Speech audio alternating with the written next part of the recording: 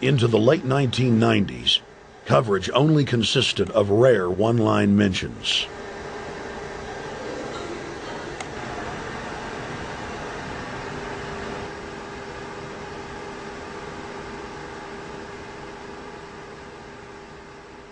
With the rise of the alternative media, their stranglehold on information has begun to slip. On the outskirts of the national capital today, black limousines with darkened windows converged on a hotel where private security guards imposed ironclad control. The limos carried royalty, political power brokers, and industrial titans to a secret meeting that will last all weekend. It's known as the Bilderberg Group. Could their objective be world domination? Every 4 years, Bilderberg meets in North America, and in June of 2006, we decided to travel to Ottawa, the capital of Canada. The site of Bilderberg.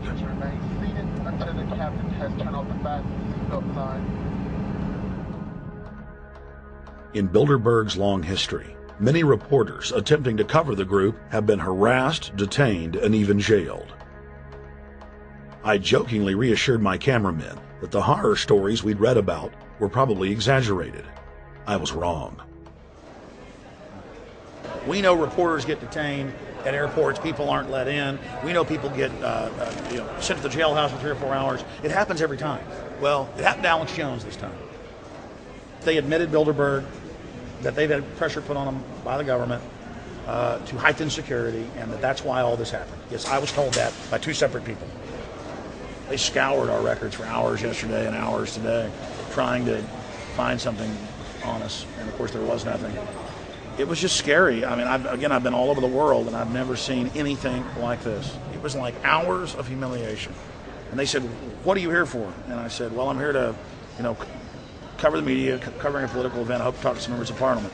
I was answering all the questions. It was clear I wasn't a threat. It was clear I didn't have any criminal record. It was clear I was press. It was clear I was coming to interview people. They were going to deny me. They told me earlier that I was probably going to be denied, and then you guys showed up, and everything changed. So what's your plan now? My plan is to go out and try to interview Jim Tucker, try to go down to the Bilderberg Group and maybe catch some of them still arriving, and try to still make a documentary.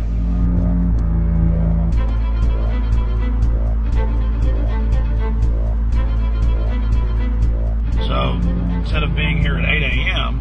in the morning when the Bilderberg Group attendees, the 100 elite of the planet, start showing up, we're going to be getting here about 3:30 or so, and we'll see if we can catch any of the elites coming in.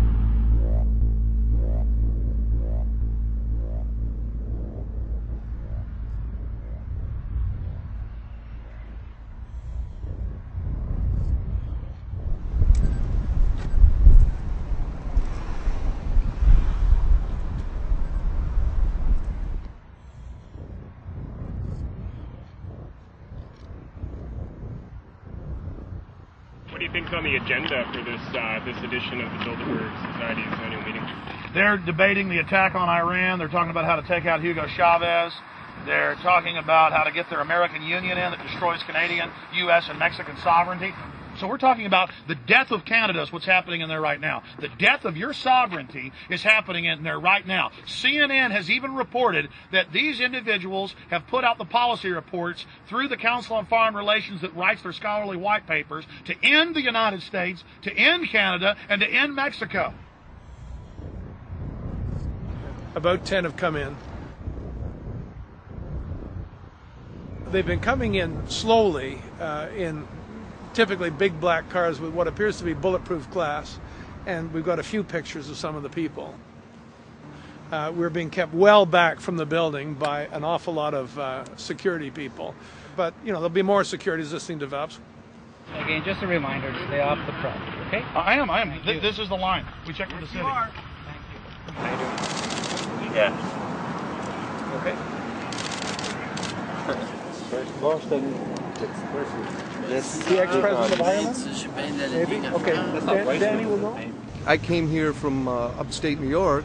I booked a room way in advance. When I checked in at 10 o'clock at night, they told me I had to be out at 8:30 in the morning. And so, of course, I complied to what they wanted. I wasn't happy about it because I had been tired. I drove quite a long way. Then I went down to have something to eat, and I just saw a bunch of security here, and I was wondering what was going on, and I asked questions, and they said they were having a wedding or they were having some sort of reception. So I decided to ask a couple more questions because I thought it was kind of weird.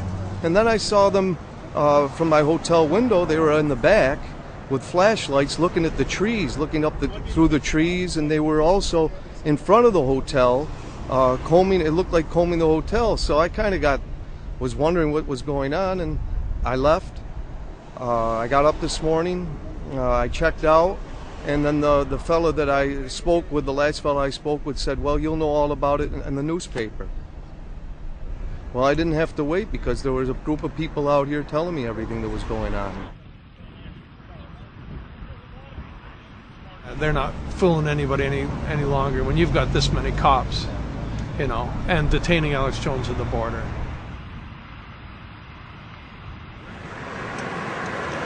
Get them on both sides. Yeah, you crook. Yeah, you're going to go to jail like Ken Lay. Oh, yeah, there's one right there. Hi. Hey, we're not your property. We're not your slaves. We're going to defeat the New World Order. The New World Order is going to be defeated. You realize that? I'm glad you do. Always does throughout history.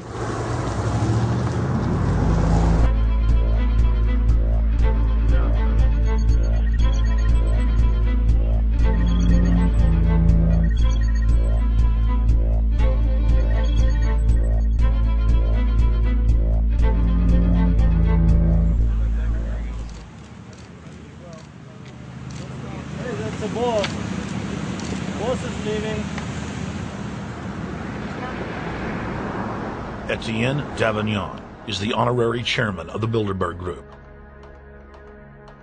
as well as the head of its steering committee. The committee he heads selects and invites each year's attendees.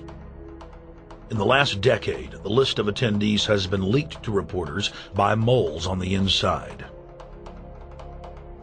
Veteran newspaper reporter Jim Tucker has been covering the Bilderberg meetings for over 30 years and has physically attended more than 20. We traveled back to our hotel to see if Jim Tucker received the 2006 list. First heard about Bilderberg in 1975, and I said, I don't believe it. That's not possible. Who in hell's Bilderberg? I spent 20 happy years with metropolitan newspapers.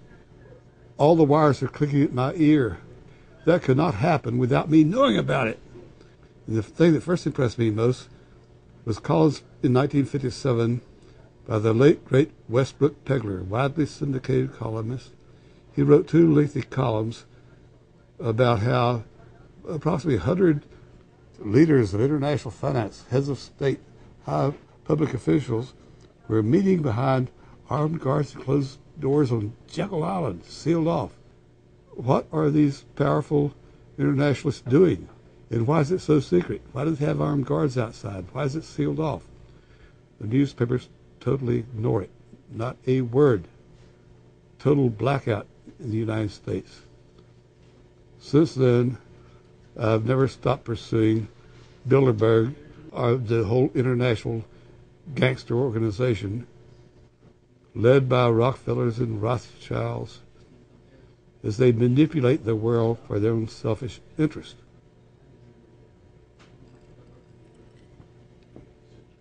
Jim, you've been waiting on the list. You normally get it on the first day. You haven't gotten it. We're told it might come in today. How important is that list? It's absolutely essential, although identifying people outside, as we always do, is important too, to find out who is not on their own list.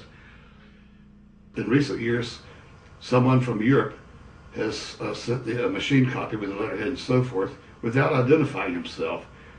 So far, I haven't heard from him.